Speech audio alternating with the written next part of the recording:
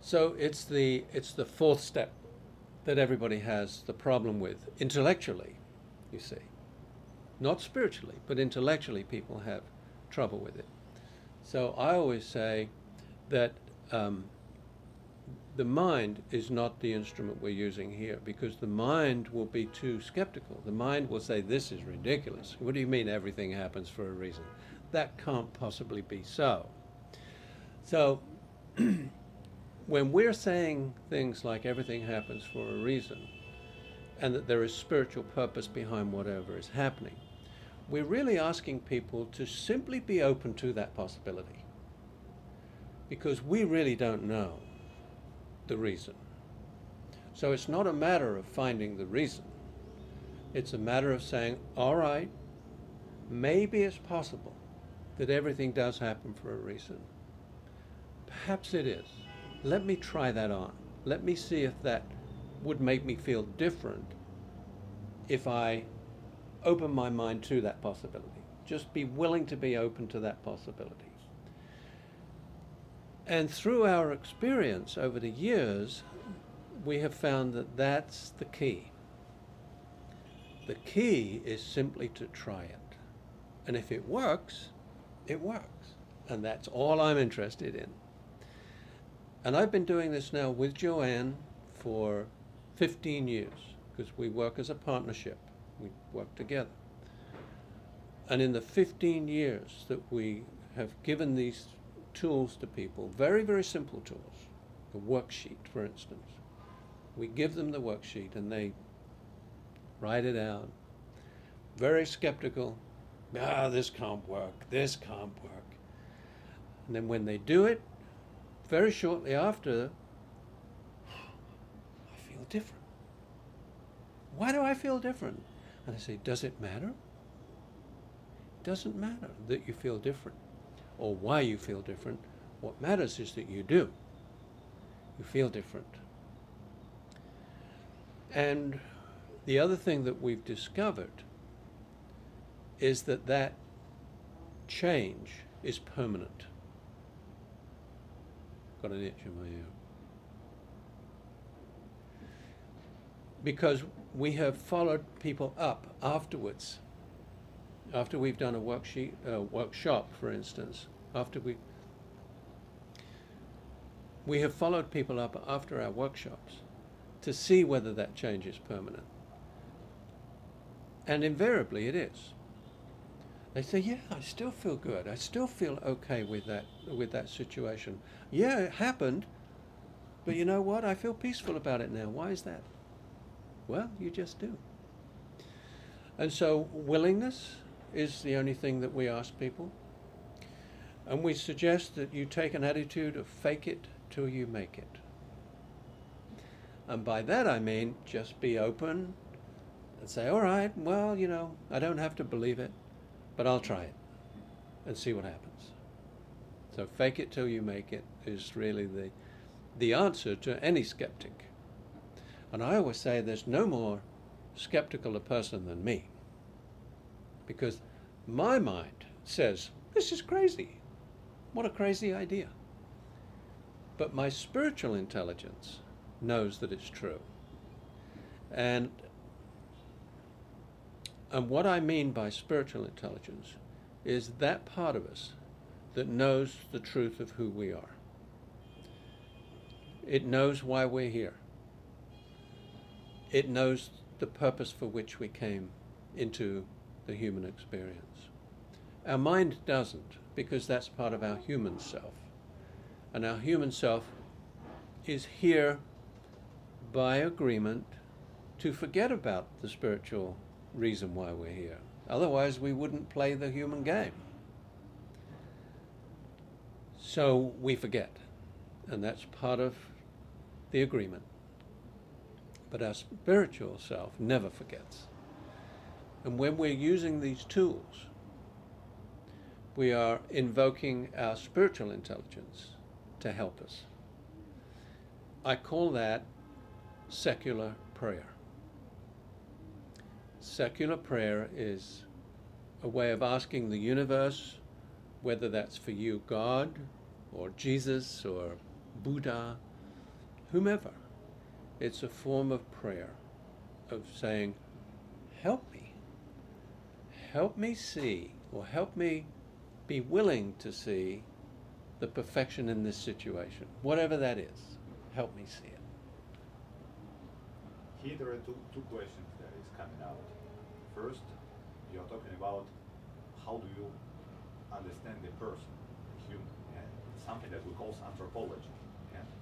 And the second, how do you understand the reality, the world, like Yes. cosmology?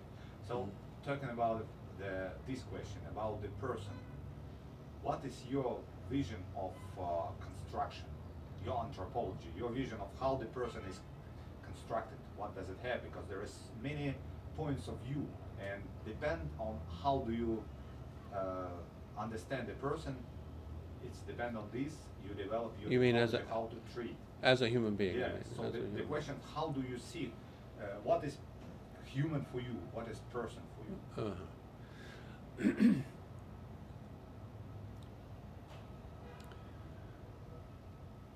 My view of what a human being is, my view of what we are as human beings,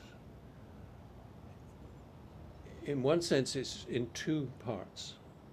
We are a spiritual being having a human experience. And so, in that sense, we are a two-part person. One part human, one part spiritual, on the surface. But of course, in fact, we are the same. But when we see each other in the world, our view of each other in human terms is that we're separate. That you have your body, I have mine, we have different perceptions, we have different needs, different desires, and so on and so forth. So it appears to us that we're separate. And the reason that we appear to us as separate is that we have, in fact, as spiritual beings, decided to enter the human experience so that we can have a perception of separation in order for us to really get what oneness is. In order to understand or really experience oneness, we have to experience the opposite of it.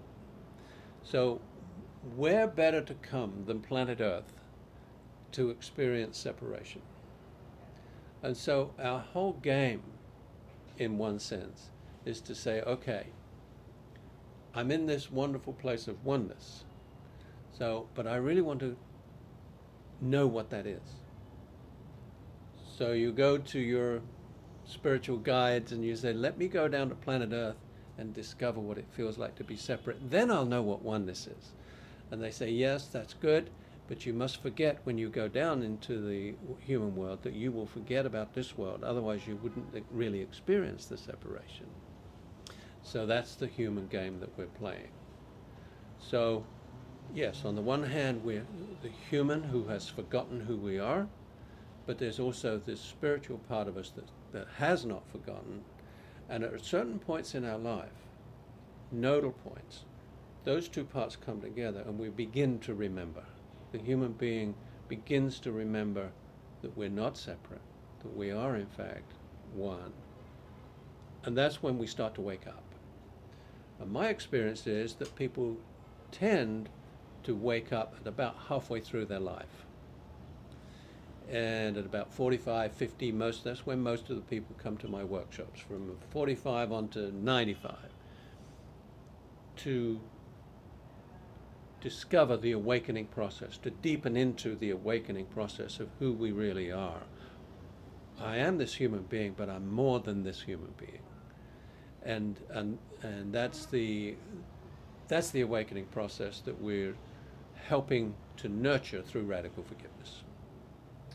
And people always in different theories, they try to understand and describe what does it mean, this spiritual part of us. Someone could say you that this is the aura. Someone could say that it's like a some consciousness of you. But could you describe a little bit more? What is for you this spiritual part of the person? What is structurally? The human side of us is easy to understand because this is it. We can feel it, touch it, taste it, and use all our senses. The spiritual part of us, though, is much more subtle and almost beyond definition. We can make attempts at defining what our soul is, or what that part of us that is connected to the universal intelligence is, but it's almost beyond our own comprehension in human terms.